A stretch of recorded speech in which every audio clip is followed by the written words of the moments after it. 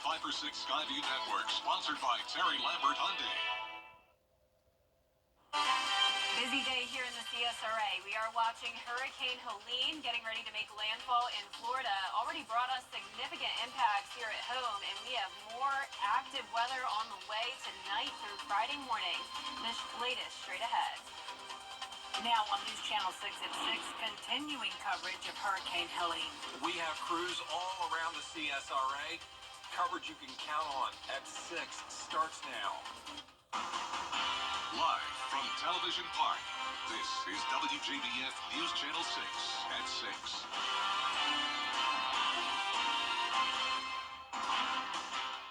Good evening, everyone. I'm Jenny Montgomery. I'm Brad Means. It's the question that is on everybody's minds. What in the world is this weather going to do tonight? And while we're trying to sleep overnight, let's kick it all off by checking in with our chief meteorologist, Jenna Petracci.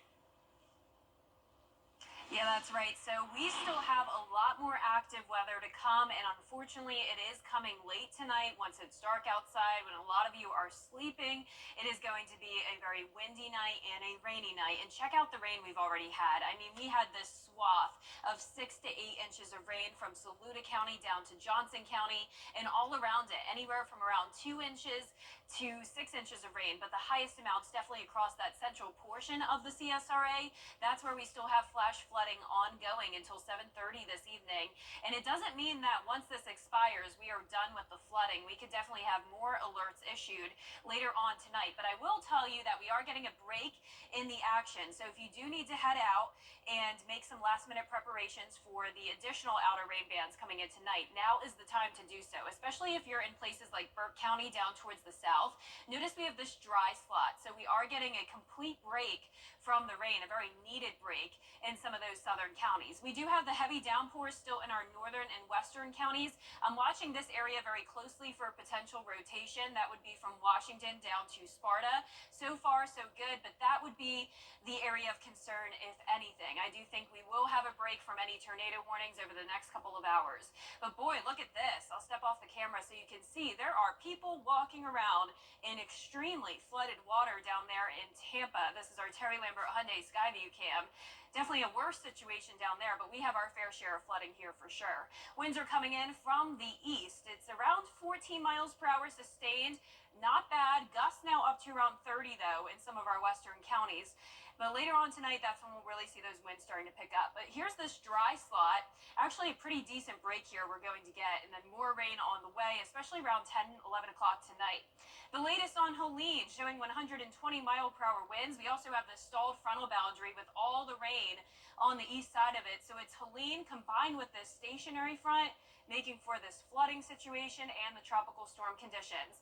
Tropical storm warning across the CSRA, hurricane warning just to our southwest. So we'll be watching for still the potential of some hurricane force winds in our southwestern counties. On top of that, tornado threat. So we have a watch until 9 o'clock. I do think that'll be extended into the overnight hours. So it's a Viper 6 alert day, no doubt about it. Heavy rain with flooding now, damaging wind gusts possible tonight with a few tornadoes possible as well. I will have a look at the futurecast and everything you can expect coming up. But back to you. Jenna, thanks. All this heavy rain causing concerns in the Rays Creek area in Augusta. Take a look at Westlake Forest at Heather Drive. High water flooded that road today, and it's still standing. Several cars and trucks wisely turning around today instead of going through it. City engineers keeping a close eye on roads and neighborhoods near Rays Creek. We're getting more rain on the west side, and Columbia County side. So we already have a few road flooding situations, and we're handling it as we speak. Basically right now, we're assuming a lot more rain coming, so we're gonna close that part of the road. The engineering department says it'll keep crews on overnight because, as you heard from Jenna, more rain is expected after this quiet spell is over.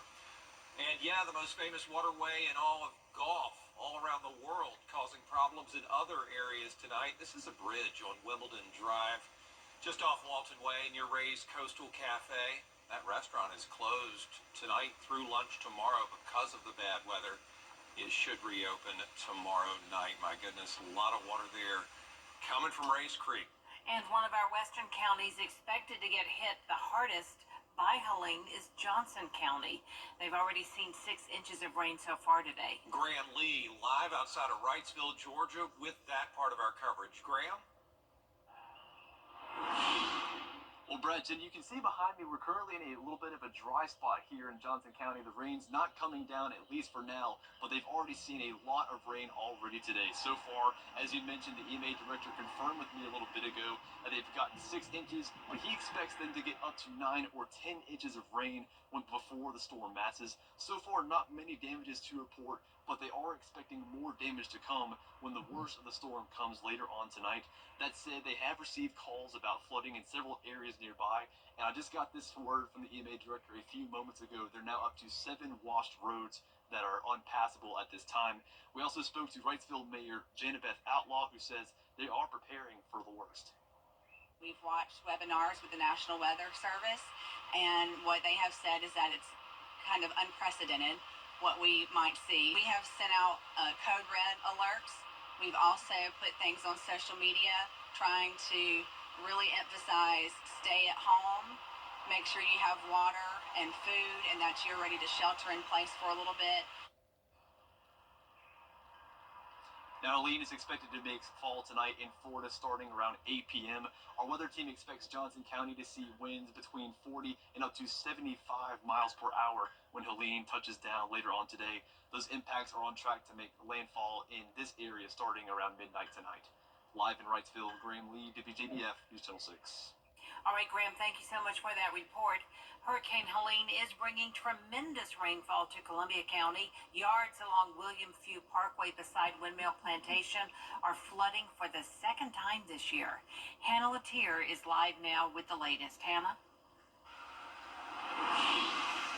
Yeah, Jenny, by 9 a.m., that flooding had covered most of the driveways of these homes behind me. Now, it did recede by about noon, and then it went back up until the last hour or so, and now we see it receding again. These homeowners experienced similar flooding a few months ago. A lot of the homes are low-lying and have a drainage system running underneath them that neighbors say overflows when it rains hard. Columbia County EMA leaders tell us stormwater crews are making rounds throughout the county today, clearing drains and culverts, including the ones here. One neighbor we spoke to says the flooding he sees at his house isn't as bad as his neighbor's, but it's already broken the fence in his backyard. The water itself, the flow, burst through my fence because you hear the roar of the creek here, and that flow back there. I mean, it's pretty fast. How heavy the flow of rain is with the creek here, is concerning. And Columbia County schools are closed tomorrow. EMA leaders tell us they're preparing for the worst of the impacts of the storm throughout the evening and tonight. And Patriots Park and Liberty Park in Grovetown will be open throughout the night and into the morning for anybody who needs to come in and get out of the storm. Now, they are urging you to bring whatever you need and to get there as early as possible, preferably before midnight. And if you haven't signed up for the county's Hyper-Reach Emergency Alert System, be sure to do so. Live in Evans, Hannah Latier, WJBF News Channel 6. South Carolina leaders also dealing with the effects of Helene. Bria Smith live now outside of Television Park. And Bria, I know you checked in on the situation in Aiken County today. That's right, Brad. Well, public safety administrators say so far there are no impacts by Helene within the county other than rain, but they are prepared to make sure that everyone is safe just in case there is landfall. Now, the public information officer, David Myers, says that while there have been no reported damages like power outages, down trees, and or power lines, they're keeping boots on ground and their ears to the street for any potential damage. Myers suggests resources like Code Red Weather Alert, which gives continuous alerts on hurricane and storm updates as well as damage. That can be found on the Aiken County Code Red sign-up page. He says being proactive in situations like this is what's important. I always want to plan ahead, secure belongings that are at your house, furniture that's outside, take care of your pets, other things. Be careful where you're driving, when you're driving. Try to stay off the roadways if at all possible with heavy rain. The acronym, the turnaround, don't drown issue is important. Only takes a foot of water to rushing water to take a car off the roadway.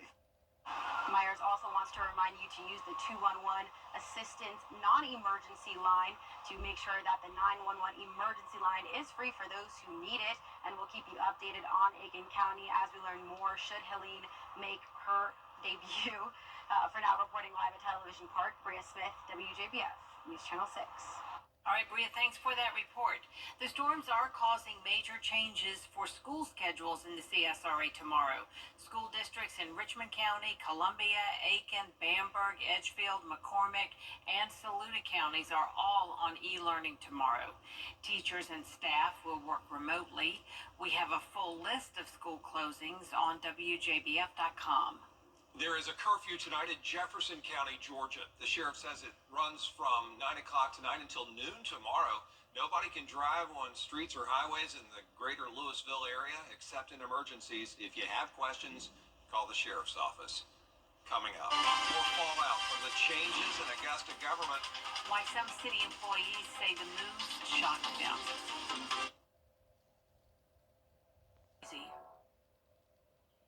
The fallout continues over the forced resignations of senior Augusta employees.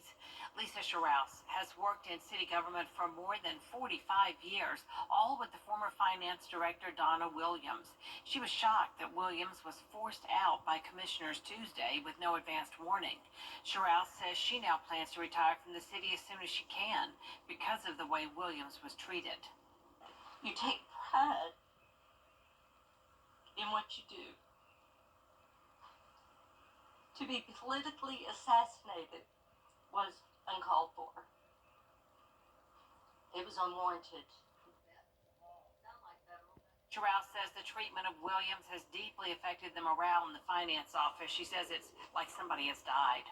Back to storm coverage where Georgia Governor Brian Kemp and state leaders are standing by to help if needed. GEMA has crews around the state with chainsaws and trucks to clear roads and debris.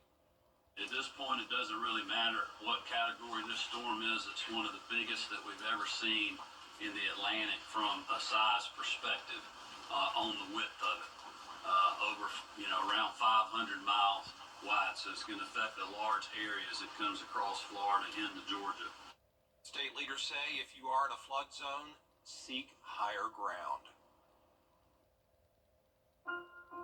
These are 6 weather headlines on News Channel 6, brought to you by Hickson Roofing. The Live 5 for 6 mobile app. Download it today. This is a WJBF Live 5 for 6 alert. Welcome back. Thank you for joining us on this very busy Thursday evening. I hope you are home and staying safe, hopefully avoiding all the flooded roadways. It has already been a very wet day, very high amounts of rainfall on top of the tornadoes we had earlier confirmed in Bamberg County. So far, no tornado warnings at the moment. We are getting a bit of some lull in the action here.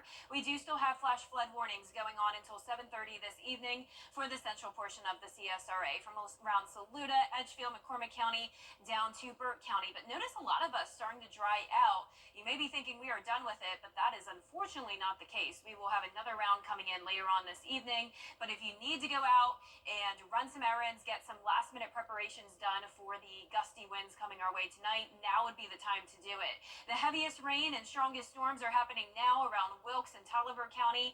We have these heavy downpours also into Warren County, and I am keeping a very close eye on rotation. A lot of times with these outer rain bands and tropical systems, we have weak rotation popping up very easily, and that's the case now around Warren County in particular. So once again, no tornado warnings at this time, not expecting it to happen, but we do have that weak rotation, so I am keeping an eye on it. We do have this dry slot here from the southern portion of the CSRA down into the southern portion of Georgia. So we'll get a bit of a break and then more rain coming in late tonight. You can see the ponding on the roadways here out on our Terry Lambert Hyundai Skyview cam. This is Washington Road, 75 degrees. Clouds and rain, no surprise there. Here's the latest on Helene as of the 6:20 advisory. Winds are at 130 miles per hour. This is actually a brand new update. It is a Category 4 hurricane breaking news there. It just became that, and it is getting ready to make landfall as a Category 4 to the south of Tallahassee and the Big Bend of Florida. It will be a Category 2 as it moves into Georgia, just to the south of Macon, still maintaining that Category 2 strength. It could be a Category 1 hurricane all throughout the state of Georgia.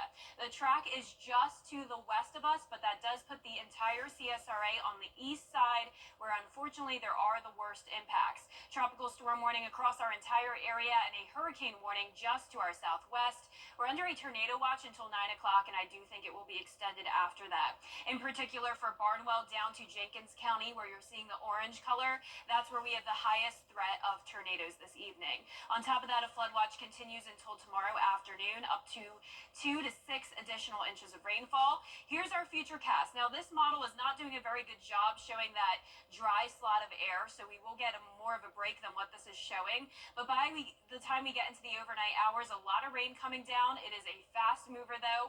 We will already start to dry out as we go into around 7 o'clock. Here's the rest of your weekend, though. We'll see this sort of merge with this low pressure system and just sit around the Tennessee Valley. We could see a few showers from this over the weekend, along with the breezy winds, but for the most part, a really nice weekend in store for us. Here's a closer look at that future cast tonight at 7 o'clock.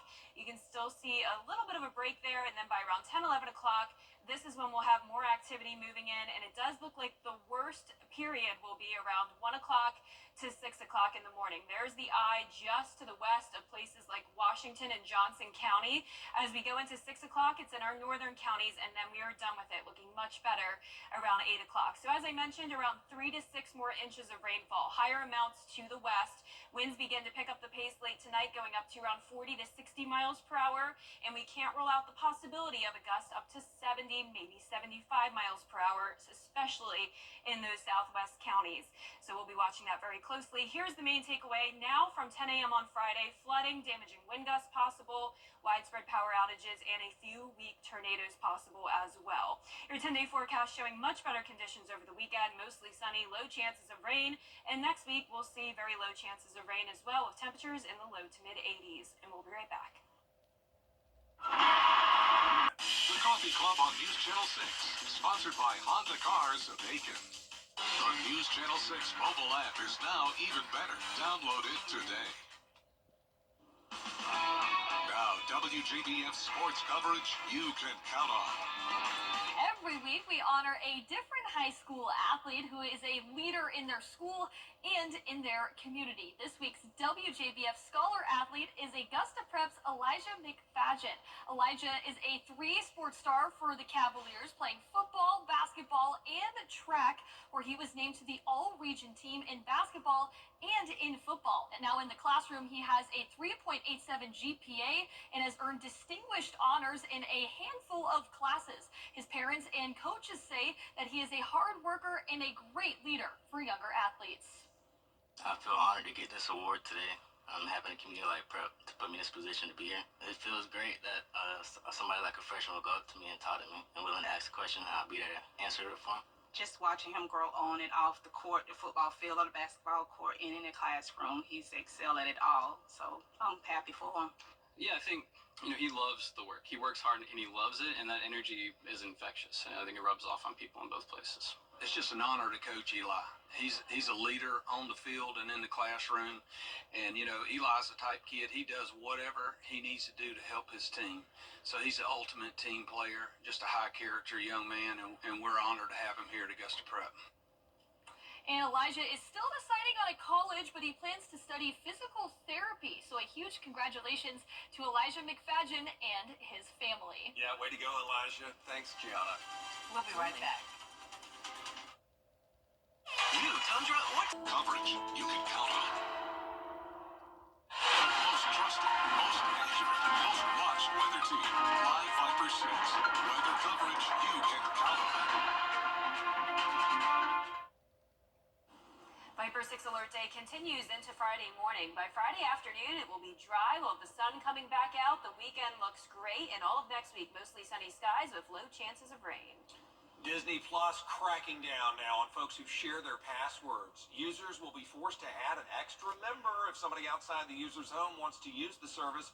It'll cost an extra $6.99 a month for basic, $9.99 for premium, and you can only have one extra member on your account. This is not available for members with a bundle subscription or those who signed up through a third party, including Apple. They're all cracking down, aren't they? They are, yeah. They really are. That is our report for now. We do appreciate you watching. We're back at News Channel 6 at 7. More weather updates from Jenna after World News Tonight. And then we'll see you again for News Channel 6 at 11. Have a nice evening, everyone. Good night.